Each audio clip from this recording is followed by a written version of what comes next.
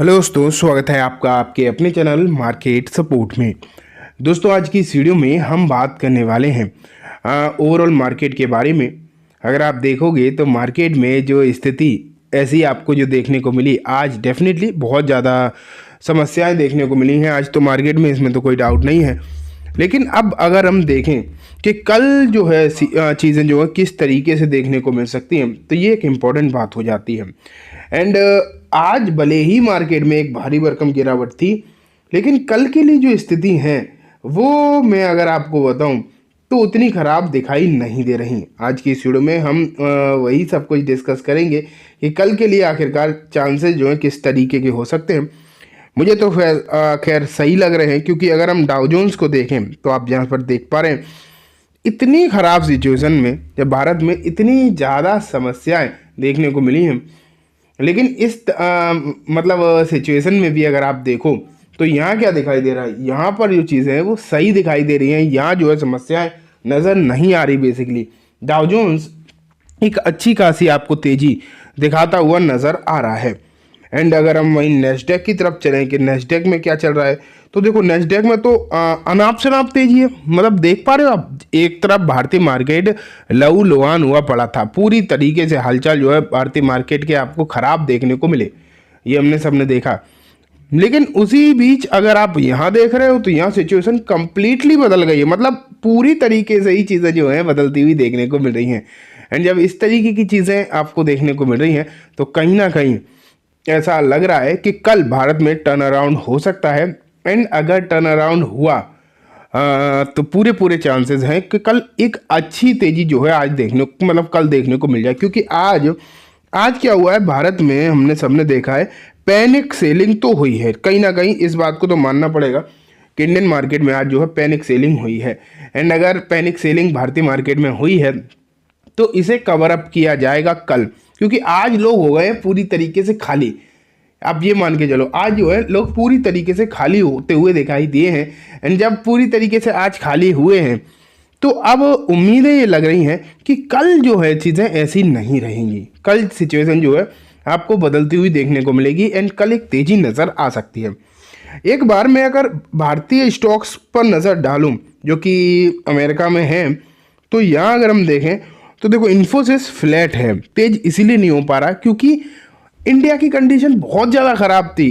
अगर आप देखते हैं इंडिया की कंडीशन बहुत ज़्यादा ख़राब देखने को मिली।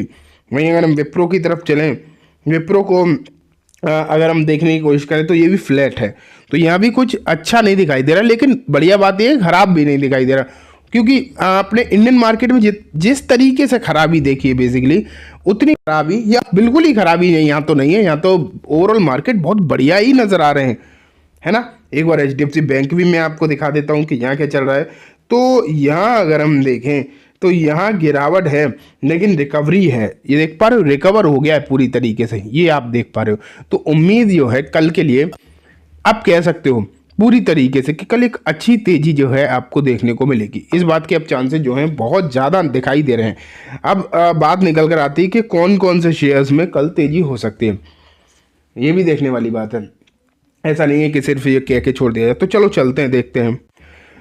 तो मुझे लगता है कल आपको जो है टाटा मोटर्स के शेयर पर नज़र रखनी चाहिए।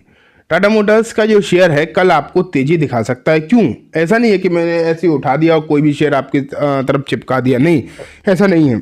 इसके पीछे रीज़न है, प्रॉपर रीज़न है कि टाटा मोटर्स में अगर आप देखते तो जितनी भी खबरें निकल कर आ रही हैं, जितनी भी खबरें हैं सब अच्छी हैं, ठीक है। लेकिन उसके बावजूद आज सिर्फ और सिर्फ मार्केट की वजह से, सिर्फ और सिर्फ मार्केट की वजह से ये काउंटर जो है आज आपको गिरता हुआ दिखाई दिया।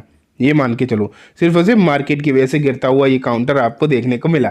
एंड जब सिर्फ और सिर्फ मार्केट की वजह से ही गिर रहा है, तो अगर कल मार्केट में सिचुएशन सही हुई तो पूरे पूरे चांसेस हैं कि यहाँ आपको एक अच्छी तेजी देखने को मिल सकती है। इस बात के भी जो चांसेस हैं वो पूरे पूरे दिखाई दे रहे हैं।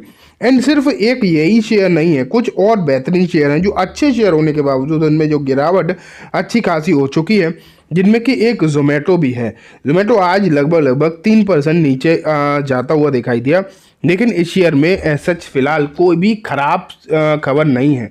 जितनी भी खबरें देखोगे, जितनी भी आप खबरें देख लीजिए, सब अच्छी ही दिखाई दे रही हैं। एंड अच्छी खबरों के चलते भी बस बात वही है कि मार्केट सही नहीं था। अगर मार्केट सही होता तो यहाँ भी कोई दिक्कत देखने को नहीं मिलती, लेकिन सिर्फ और सिर्फ इसलिए कि मार्केट सही नहीं था इसलिए ये शेयर भी आज आपको गिरते हुए देखने को मिले। और जोमेटो में ऐसा कहीं कोई समस्या वाली बात नहीं है। तो मुझे लगता है कि कल जब मार्केट ओपन होगा तो जोमेटो का जो शेयर है वो एक बढ़िया वाली तेज़ी आपको दिखा सकता है। इस बात के जो चांसेस हैं वो पूरे पूरे नज़र आते हैं। ठीक है, जोमेटो से अब मैं आपको आगे लेकर चलता हूँ। मैं आपको लेकर चलता हूँ रेलवे शेयर्स में। आज रेलवे शेयर में ताबड़तोड़ गिरावट हुई है। ये मान के चलो हो क्या रहा है कि जो वायरस था HMPV, इसका तो नाम भी कभी कभी भूल जाता हूँ, HMPV वायरस अगर हम देखेंगे तो इस वायरस के चलते ही गिरावट हुई। यही बातें निकल कर आ रही हैं कि वायरस है तो सबसे ज़्यादा असर ट्रैवल टूर वाली कंपनी पर पड़ेगा, तो उसके चलते IRFC भी गिरा एंड पूरा का पूरा रेलवे पैक गिरता हुआ देखने को मिला। लेकिन अगर ये वायरस सस्टेनेबल नहीं हुआ, मतलब वायरस सस्टेनेबल ना हो वो ही ज़्यादा बढ़िया है। तो अब लगता है कि अगर चीज़ें नॉर्मल होती हुई दिखाई दी मार्केट में तो ये शेयर जो अच्छे खासे डाउन हो चुके हैं, अच्छे खासे गिर चुके हैं, तो फिर पॉसिबिलिटीज़ बनेगी कि यहाँ पर आपको तेज़ी भी होती हुई दिखाई दे। इस बात की जो चांसेस हैं वो बनते हुए दिखाई देंगे। एंड सिर्फ और सिर्फ IRFC में नहीं बल्कि रेलवे के बाकी के शेयर्स में भी, जितने भी शेयर हैं रेलवे के अगर आप देखोगे तो सभी में जो चांसेस हैं वो अच्छे होते हुए नज़र आ सकते हैं। इस बात की जो चांसेस हैं मुझे तो एटलीस्ट बहुत ज़्यादा नज़र आते हैं। इसलिए आप जो है मतलब मेरे हिसाब से इन शेयर्स पर अगर नज़र बनाकर रखेंगे तो डेफिनेटली आपके लिए अच्छा रहने वाला है। ठीक है, अब मैं आपको नेक्स्ट लेकर चलता हूँ नेक्स्ट शेयर के ऊपर। तो अब IT देखो, मैं इन्फोसिस रख रहा हूँ आपके सामने, इन्फोसिस रख रहा हूँ। आज इन्फोसिस फिर भी बच गया, लेकिन कल इन शेयर्स में तेज़ी हो सकती है। इन्फोसिस जो रहेगा ये शेयर आपको जो देखने को मिल सकता है, मुझे लगता है कि यहाँ पर एक बेहतरीन माहौल नज़र आ सकता है। इस बात के चांसेस भी काफ़ी ज़्यादा नज़र आ रहे हैं। और इन्फोसिस मतलब सिर्फ एक शेयर की बात नहीं है, मैं इससे जो है पूरे के पूरे IT शेयर्स, IT सेक्टर की बात कर रहा हूँ। तो इस पूरे IT सेक्टर को आप जो है ध्यान में रखना, और पूरा का पूरा IT सेक्टर अच्छा खासा आपको देखने को मिल सकता है। इस बात के भी जो है चांसेस वो भी काफ़ी ज़्यादा नज़र आ रहे हैं। मुझे जहाँ तक लगता है एक अच्छी रिकवरी कल मार्केट में दिखाई दे सकती है। एंड शेयर्स तो खैर बहुत सारे ऐसे होंगे, कुछ तो मैंने आपको बताए, बहुत सारे मैं नहीं बता सकता हूँ, आज नहीं बता पाया। जैसे कि कल बजाज हाउसिंग फाइनेंस के लिए भी अगर हम देखें तो आज खबर जो है अच्छी निकल कर आई। शायद इस पर तो 100% तो खैर किसी पर नहीं बोला जा सकता, लेकिन इस पर थोड़े कम उम्मीदों के साथ हम कह सकते हैं कि यहाँ तेज़ी हो सकती है।